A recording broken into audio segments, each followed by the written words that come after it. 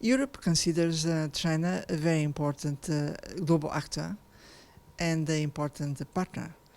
And we have now a new situation in the world with the risk of unilateralism, but European Union and China, they favor cooperation and multilateralism. So it's very important that these two global actors, they meet together and they exchange views exactly on how to strengthen multilateralism and to improve global governance to deal with global challenges. This can make a real difference for the world. Well, there are many fronts where China and Europe can improve multilateral governance. First of all, on climate, we do have a climate crisis. Secondly, development and tackling poverty. We need to work with the Global South to help them to catch up on development. And this also means financial support.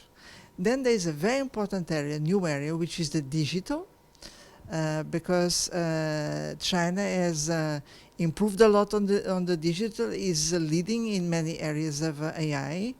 Europe is also moving fast on AI and improving regulations, but also building capacity. But AI, for the time being, doesn't have global governance. So there is a risk, and we need really to create global governance for a responsible use of AI. So this is a third area. Then there is a fourth area, which is trade. So important. Open trade is really important to help to create new jobs, to improve living standards. And both China and Europe are in favor of opening trade based on good regulations for social concerns, environmental concerns. Now, if we have a move coming from the new American administration using tariffs to create a kind of protection of the American market, but sometimes also using tariffs to get other objectives in other areas, of course, we don't like this.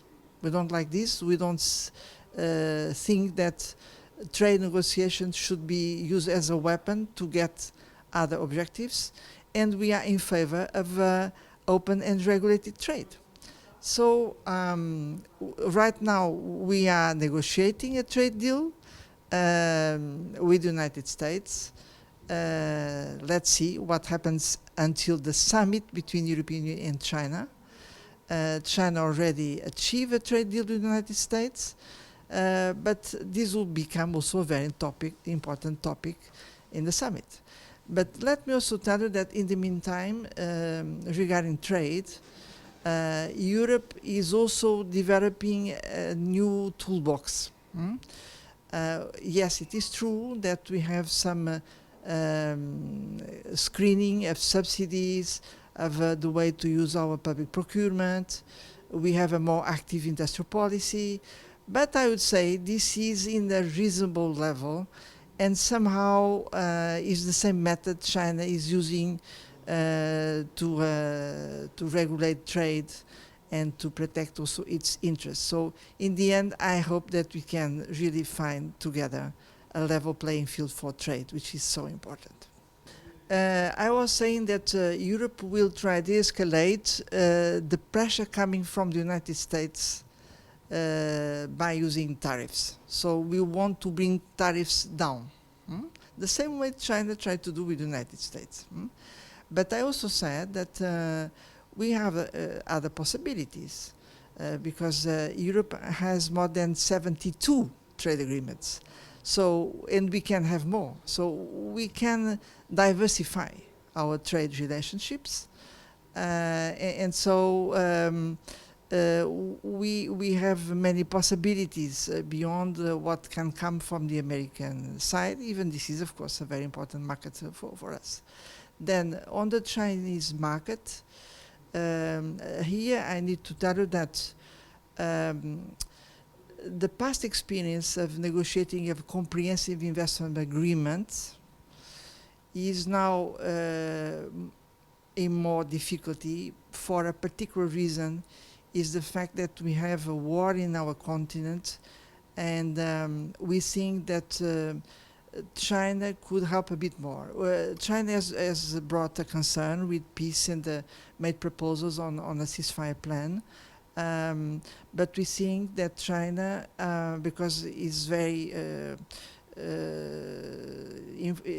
interconnected with Russia, can help to find out a reasonable solution respecting national sovereignty. This is basically our principle. China has also this historical tradition. We Europeans also have this tradition. We do respect national sovereignty, and this is a fundamental principle to bring peace back to Europe. So I believe that if China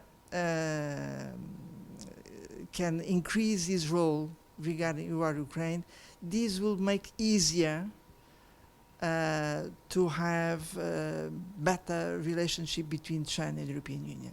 This will be extremely important factor, yes.